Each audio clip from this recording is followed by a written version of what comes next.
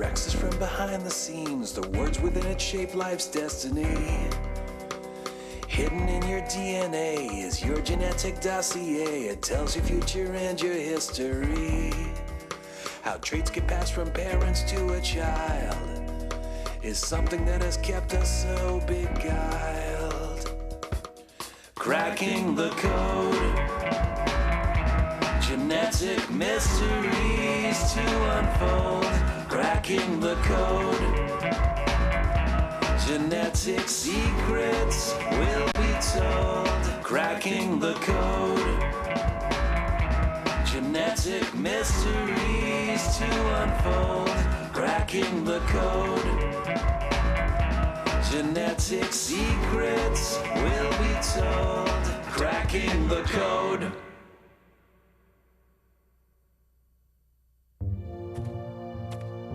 By the 1980s, scientists were able to hunt down the faulty genes that cause classic genetic diseases like cystic fibrosis and pinpoint their DNA errors. But it took years of painstaking work to hunt down a single such gene, even after narrowing the search to a small bit of one chromosome. Francis Collins was one of the scientists hunting for the cystic fibrosis gene. Going down blind alleys, finding yourself in a situation that nobody had ever faced before, landing in territory on a chromosome that nothing was known about. It was incredibly frustrating. An idea then arose. Why not read out our entire book of life, the human genome? All the A's, G's, C's, and T's in every chromosome, about 3 billion in total. This would reveal once and for all the location and sequence of every human gene. Instead of rummaging in the dark through the actual chromosomes, gene hunters would be able to search through a computer list of all the genes needed to create a human being. There's no other way available of establishing that list, and so it really is critically important for understanding human biology, because you're not going to understand an automobile fully unless you know all the parts. The complete book of life would also spell out the much larger spaces between genes and often within genes that don't code for proteins, but which must hold the many secrets of gene regulation. How genes interact with each other in complex patterns, and how some get turned on or off as a single fertilized egg develops into the many specialized tissues of an adult human. Our genome could also be compared to the genomes of other creatures, which would tell the story of our evolution. The inspiration for what became known as the Human Genome Project actually came from one of the lowliest of creatures, a 1 millimeter long roundworm or nematode, which had been chosen as a new model organism for genetics. It was chosen by Sidney Brenner, who now wanted to solve the puzzle of development. What he needed was an animal complex enough to have a nervous system, yet small enough to fit under an electron microscope. And it would have to be an animal that displayed the essence of the problem, namely started egg, and after development gave us many, many cells. Brenner's new model organism soon attracted other scientists. One of them was John Sulston, who spent years studying the development of every cell in the adult worm.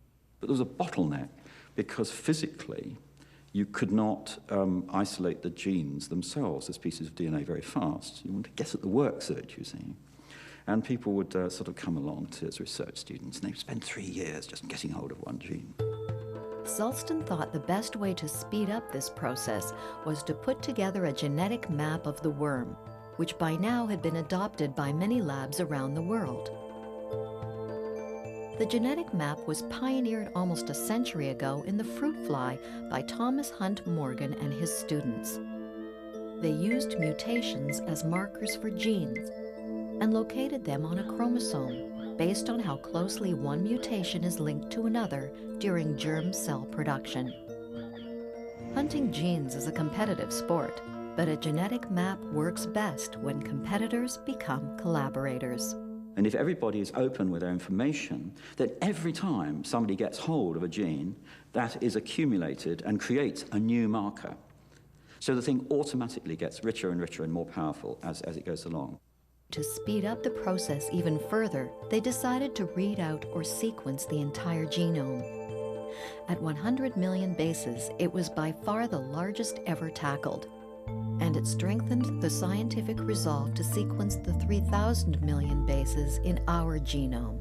Instead of picking around the edges of the human genome little bits at a time, maybe we ought to mount an effort to just do the whole thing and do it as fast as we could and as efficiently as we could.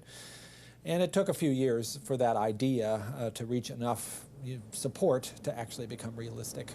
There's 3 billion base pairs in a haploid human genome, and it'll likely cost us $1 a base pair to sequence, so that's a $3 billion project. And some people said, gee, that's a lot of money. Maybe we should just focus on that 5% of the DNA which contains the genes. The problem is we can't pick out in advance of having the whole DNA sequence which bits of DNA are genes, and so you have to do the whole sequence. First, the U.S. Department of Energy and then the National Institutes of Health took up the challenge. In 1988, Congress decided to fund the Human Genome Project. It was expected to last at least 15 years, making it the equivalent in biology to the space program.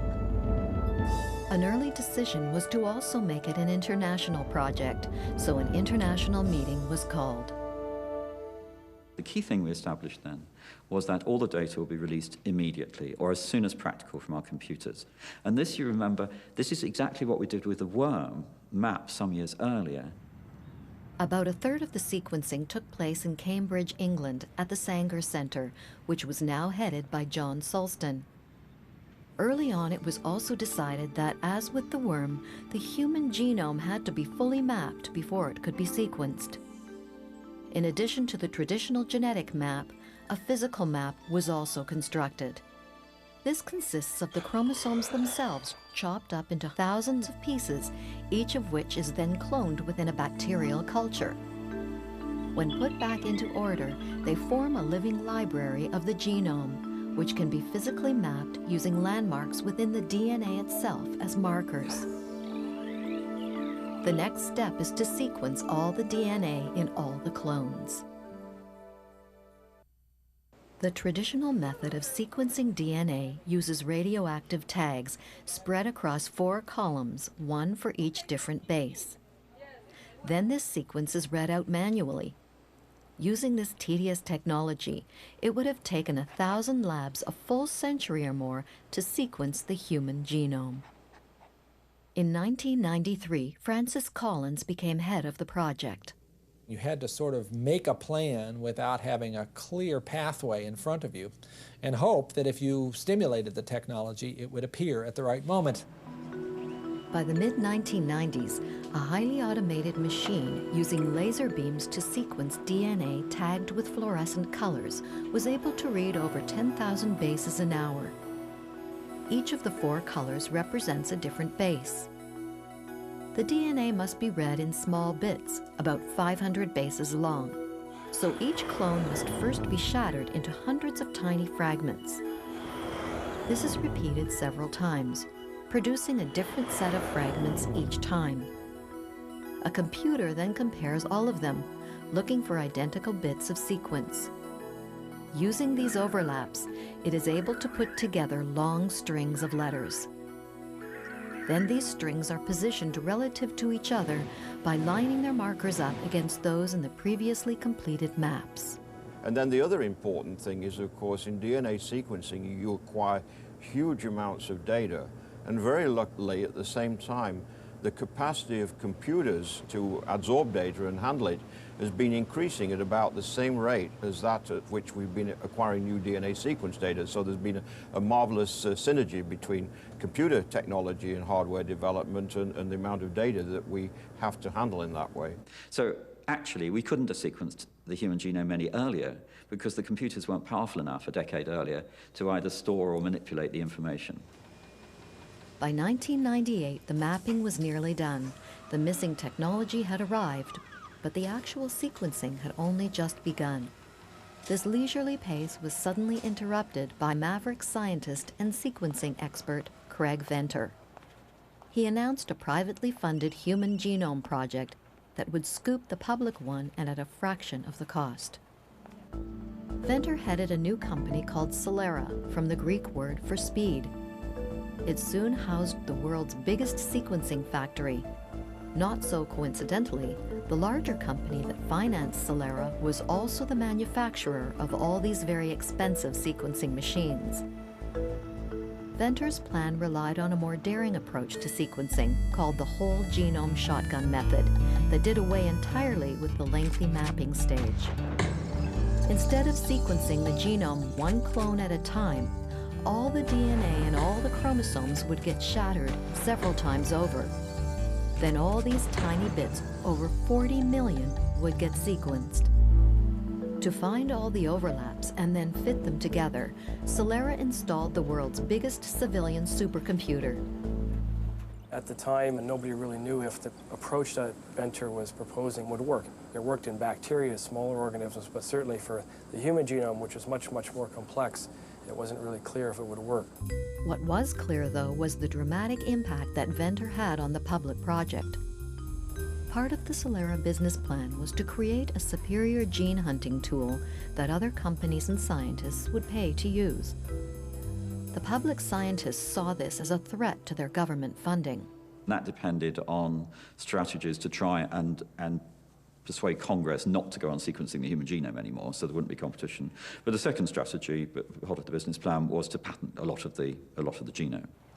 Although Celera promised to make their raw sequence freely available, they also planned to keep it to themselves for a while, to do their own gene hunting and patenting. Again, this did not sit well with the public scientists. Everybody must be able to immediately query the database with no barrier, no impediment, and no restrictions on communication. Thus began yet another great race in genetics. With Celera about to steal their thunder, the public scientists quickly ramped up their sequencing capacity. To their chagrin, they had to buy the machines from the same company that owned Celera. It's like Christmas. Everyone unwraps something. After a rocky start, they began pumping out sequence at the rate of 1,000 bases per second, 24 hours a day. We've got to get this data out in the public domain and preempt this attempt. With this much scientific glory and money at stake, the race to finish the human genome became headline news. As the tension rose, a bitter war of words broke out between the two competing groups. They were going to do it at their pace, and a lot of the scientists, you know, if they were really being honest with you, would tell you that they plan to retire doing this program. You know, that's not what we think is the right way to do science, especially science that affects so many people's lives. I'm quite certain that the thing would have gone very fast if the public domain had just been left alone. An attempt at collaboration collapsed in acrimony, with each side blaming the other. Venter, in particular, was the target of scathing public criticism by his rivals, who dubbed him Darth Venter.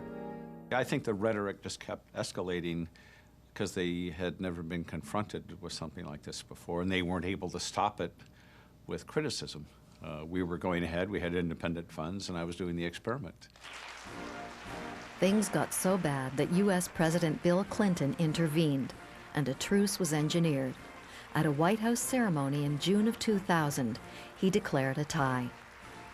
Both sides had reached the same finish line, a first draft of the human genome at the same time. 1,000 researchers across 6 nations have revealed nearly all 3 billion letters of our miraculous genetic code. I congratulate all of you on this stunning and humbling achievement. This is a great day. Thank you very much. The Celera sequence was in fact the more complete and accurate one at that point. Although they also made use of the competition's data, their whole genome shotgun method had proven itself. Some new instrumentation and just some new philosophies got it done in less than a year. Turned out the best thing for the Genome Project was some competition, and that took a decade off of it. Despite the huge fanfare, the genome was still only about 90% complete. Some gaps were due to the difference in how the two sets of complementary bases are held together within the double helix, which must be separated before sequencing can occur. A and T are linked together at only 2 points, G and C at 3 points, making GC a harder bond to break. So notoriously, GC-rich sequences are really, really difficult to work with. Interestingly, GC-rich sequences tend to mark genes in the human genome also, so there's probably a lot of genes that are actually missing. About 7 months later, the two groups separately published their initial findings. And the data ended up being compatible. In fact, it's nice to know that a problem as important as solving the human genome, doing it 2 different ways give you basically the same answer. These were the first panoramic views of the human genome, and they revealed some surprises. I had been teaching my students for 10 years that there were 100,000 genes in the human genome. Now it turns out I've been lying to them. They really only look like there are 30 or 40,000 genes in the genome. Which is only twice as many as there are in the little nematode roundworm. People felt insulted that they only had 30,000 genes. But in fact, each gene probably has a half a dozen ways of being used on average. Many of these variations come about when the gene is transcribed into messenger RNA. Transcription also includes the gene's introns, the intervening bits of DNA that don't usually code for amino acids. Before the messenger leaves the nucleus, these introns are spliced out, leaving only the parts that do get expressed, the exons, which now join together. But sometimes, not all the introns are removed, and not all the exons are preserved. Different combinations lead to different proteins, all from the same gene. So it is not so much the number of our genes that distinguishes us from the roundworm, it is their complexity. For me, actually one of the more surprising observations was not the number of genes, but the distribution of genes along the chromosomes. The human genome has great deserts with not so many genes. It's got dense urban regions that are just cheek to jowl with genes. It's just a tremendous landscape, like the landscape of the North American continent in its variation. Perhaps as much as 50% of it is made up of sequences which are repetitive. They're families of sequences that are repeated over and over again. One type of repeat is a kind of stutter, a short sequence of DNA repeated over and over again. These stutter sequences come in different sizes, and within each stutter, the number of repeats varies from person to person. Taken together, these variations in our DNA stutters form a kind of barcode that is unique to each of us and is the basis of our DNA fingerprint.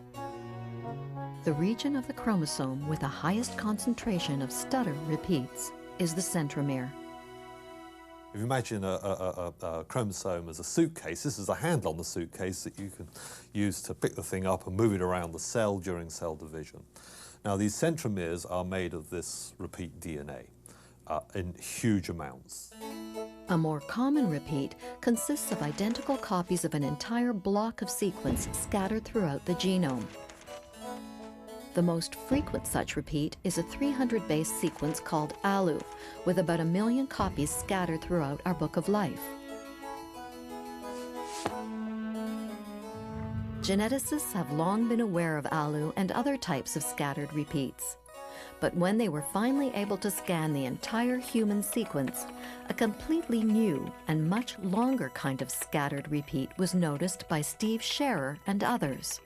Approximately 5% of the DNA comes as very, very long stretches, hundreds of thousands of nucleotides long, that are present in more than one copy, in some cases up to 5 to 10 copies on a chromosome. This is one example of a stretch that originates on human chromosome 7, shown here. It's present in 2 other copies on human chromosome 7, and 1 additional copy on human chromosome 12, shown here. We didn't have any clue that this really existed before the complete sequence is available to look down on and to make this very topographical observation. And this is quite unique to the human genome. All the various repeats are part of that 95% or so of our Book of Life that is commonly termed junk DNA.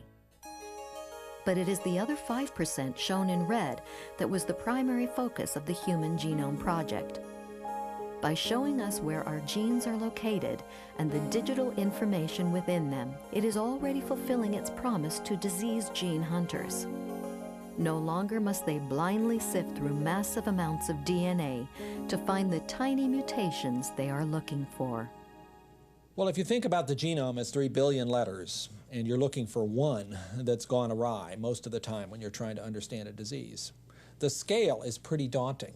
And it is a lot like looking for a single burned out light bulb in the closet, in the basement, somewhere in a house in the United States. The way we do genetics now and genetic mapping now, we can get the general location of these genes down to 3 million base pairs or 2 million base pairs or even maybe 1 million base pairs. But still, even within 1 million base pairs, there may be 40 or 50 or 60 genes. So the job of identifying which of those genes is actually defective and causes this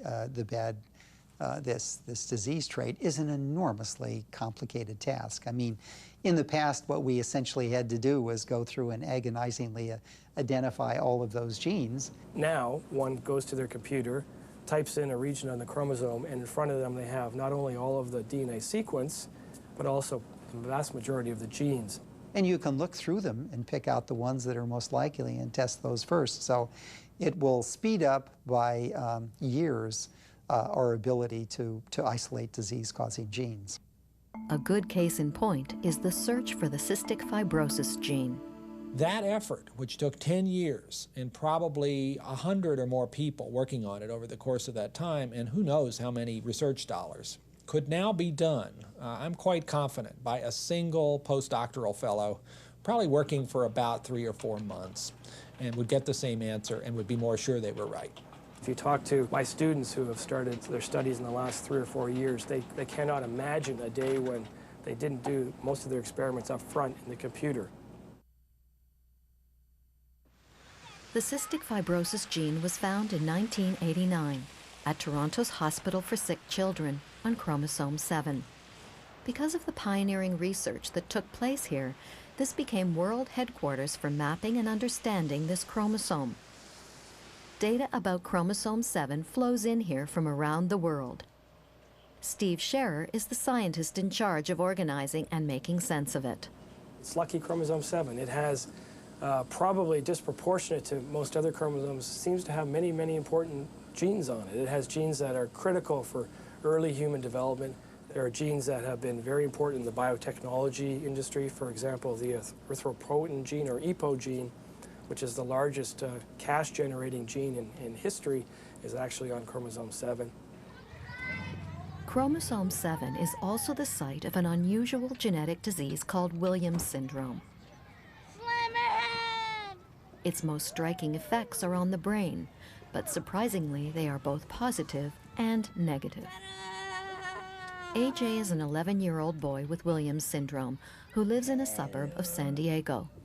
Tonight, I'd like to introduce the Arciniega Band. AJ Arciniega on the drums.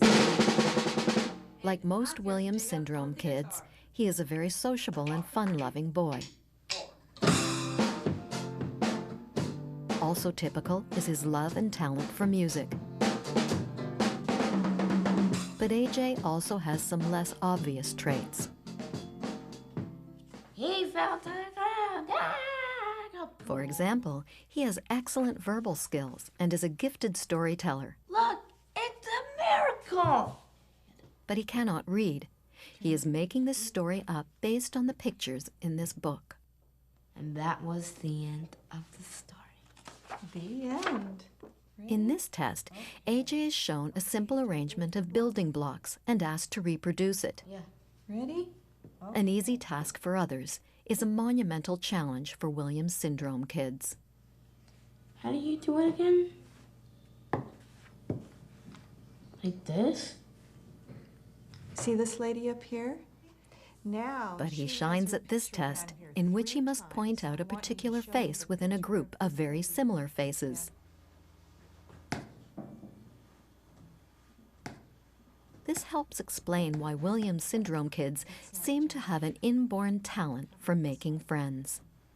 This really is a very characteristic pattern of people with Williams syndrome in response to something that we know they love very much, which is looking at other people's faces. She's always saying that. Williams syndrome is caused not by an abnormal gene, but by a missing chunk of DNA in one of our 2 copies of chromosome 7. We know now that Williams syndrome arises due to the deletion of a long stretch of DNA, about 1.5 million nucleotides long, which encompasses about 23 genes. This area is flanked by the same kind of very large DNA repeats that Steve Scherer and his colleagues discovered after the entire genome was revealed. There are long stretches of DNA, 400,000 nucleotides in length, present in 2 copies on each side of the region. He also discovered that in about 5% of all people, on one chromosome 7, this region is flipped around. Then came another discovery. When we looked at the parents of children who had Williams syndrome, in fact, that percentage was much, much higher. It's something on the order of 35 or 40%. So when a parent carries this flipped around chunk of DNA, there is a good chance that it will be missing altogether in their child. The cause seems to lie within the newly discovered DNA repeats that surround it. So success in unraveling this genetic disease would not have been possible before the Book of Life was fully available for scientists to read. There's a manuscript inside us all. It comes all pre-installed. It's the Book of Life. It's a wondrous tome, a genetic poem. It's the story of all 46 chromosomes, the human genome. It's the Book of Life. It's your pedigree and your new ID, but it only has 4 letters, A, T, C, and G. The human genome. It's the Book of Life. Our project is to read that book, which looks like so much gobbledygook. We're drawing up genetic maps and filling in the missing gaps. We're creeping up on the day we'll sequence all that DNA. 3 billion base pairs on display, a scientific expose. We'll learn whatever hides inside those endless rows of nucleotides. Unless we go cross-eyed. Will you get tooth decay or have to wear a toupee? There's no end to all the secrets that your book may betray. The human genome. It's the Book of Life. Yeah, but we will also find within that master design a medical bonanza that will boggle the mind. Disease-relieving benefits for all humankind. It's a gold mine and a landmine. It's all intertwined. Object of this project is to dissect and inspect the Book of Life. I think you can argue that sequencing the human genome is the most significant scientific undertaking that humankind has ever mounted. And in that regard, this is historic beyond the narrow field of genetics. It's historic for humankind. We are reading our own instruction book, something we shall only do once. And it's our gift to future generations. I mean, the human genome sequence will be, for the odd mutation, will be as relevant a million years in the future as it is right now. It's very similar to the case in the 19th century where people worked out the periodic table of the elements, and you had all of the elements for the first time, and now you could begin to study what they did and what kind of compounds they formed, how those interacted. What I see happening with the Human Genome Project is exactly the same thing, that our periodic table of the genes enables us now, in theory, to understand in a rational way the interactions between genes, and life is nothing more than the interaction between genes. Cracking the code. Genetic futures will be foretold. Cracking the code. Genetic power about to explode. Cracking the code. Genetic mysteries to unfold. Cracking the code. Genetic secrets will be told. Cracking the code.